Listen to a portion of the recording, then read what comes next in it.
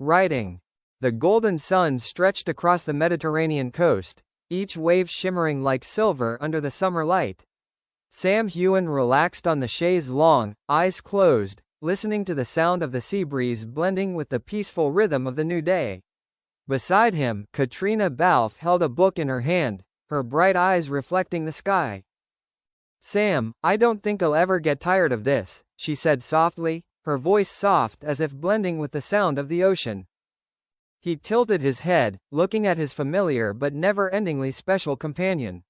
"Me too. All the noise, pressure, scandals out there, they all seem to disappear when I'm here with you."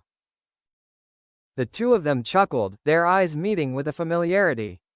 They had gone through years of fame together, interviews filled with uncomfortable questions, and the prying eyes of the press. But it was in private moments like this that they found their true selves, two ordinary people, yearning for simple pleasures. In the afternoon, they rented a small jeep and sped through the winding coastal roads. Caitriona stretched her arms out the window, letting the wind blow through her fingers as if to embrace the sky. Sam glanced around as she drove, feeling a strange feeling, both happiness and gratitude. They stopped at a coastal village where whitewashed houses nestled under a canopy of bright red bougainvillea. The people greeted them with gentle smiles, no one caring that they were movie stars. Here, they were just Sam and Caitriona, two tourists looking for a little peace. That evening, on the porch of a small restaurant, they enjoyed local wine together. The flickering candle on the table cast shadows that made their faces closer than ever. The guitar music from a street musician played, carrying the intoxicating breath of summer. "I think," Caitriona whispered, "this is the definition of happiness." Sam smiled, squeezing her hand. "I think happiness is not where you go, but who you go with. And I'm lucky to have you." The night sky was ablaze with stars. The two of them sat there, silently watching the universe as if witnessing friendship, soulmate love, and something deeper than that. That summer was not just a vacation, but also an indelible memory, a reminder that in the whirlpool of glamour, true happiness sometimes comes from the simplest moments. The night sea reflected the moonlight like a giant mirror. Sam and Caitriona walked slowly on the wet sand, leaving parallel footprints, mixed with the steady sound of the waves.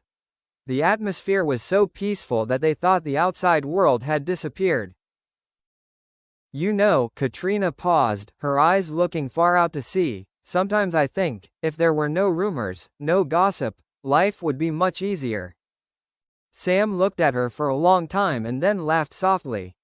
"But if there were no rumors, would we find moments like this to escape? Maybe sometimes it's the hustle and bustle that makes us crave simple moments." Caitriona nodded, her eyes gentle. They sat down on the sand, listening to the sea sing, as if the sea was keeping a secret for them.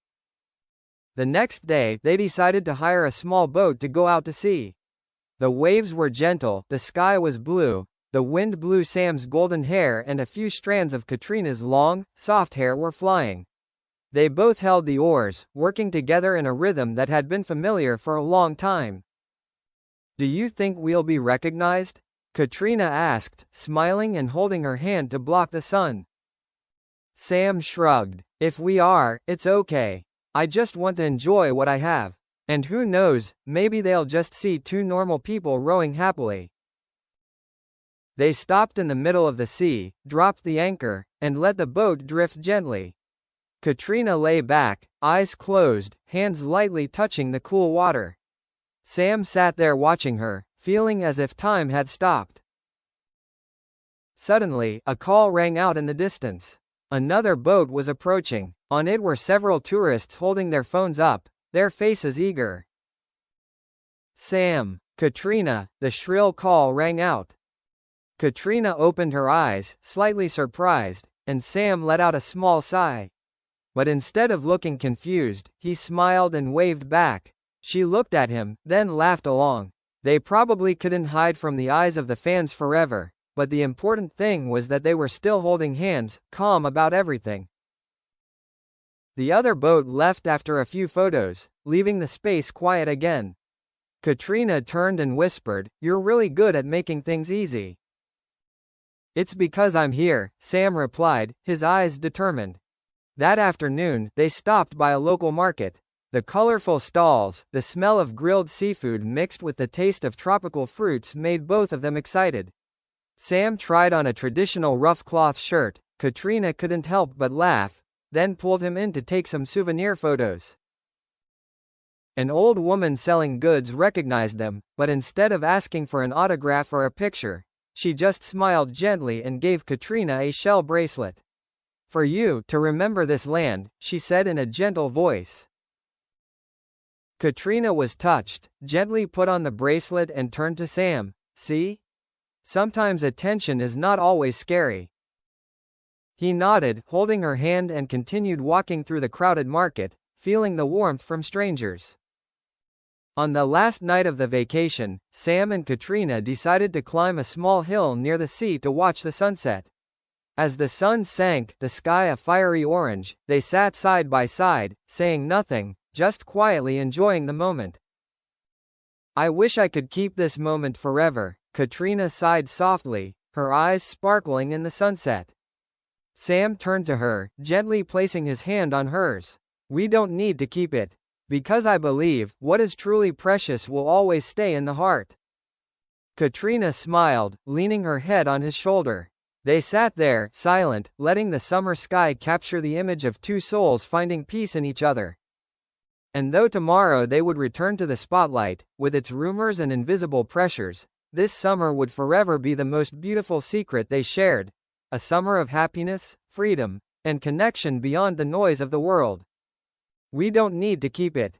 Because I believe that what is truly precious will always remain in the heart." Caitriona smiled, leaning her head on his shoulder. The bright sky gradually turned purple, small stars began to twinkle in the sky. Neither of them wanted the moment to end, but they both knew, tomorrow, the return flight would take them back to the old world, where flashbulbs, rumors, and judgmental eyes were waiting. On the way down the mountain, Caitriona whispered, "Do you think after this vacation, everything will change?" Sam looked at her, his smile both warm and mysterious. "Maybe, but whatever change, we will face together. I promise." When they arrived at the hotel, they saw a few strangers waiting in front of the door, their eyes scrutinizing, a few cameras hidden behind the trees. The seemingly peaceful summer happiness was suddenly pulled back to reality. Sam squeezed Caitriona's hand gently. "Don't worry," he whispered, "we've got this summer. And no one can take it away from us." Caitriona nodded, but there was a premonition in her eyes, that the past few peaceful days were just the calm before the storm. The next day, as the plane took off, they both looked out at the vast blue sea, as if still holding them. The atmosphere in the cabin was silent, but their hearts beat in unison. No matter what lay ahead, this happy summer would always be their anchor. They had no idea that, upon their return, a new batch of articles would be waiting to appear, carrying with them a completely different set of rumors, ones that could change everything. And at that moment, Sam and Caitriona's story would enter a new chapter, with greater challenges, but perhaps also an opportunity for them to prove happiness is never just a summer vacation.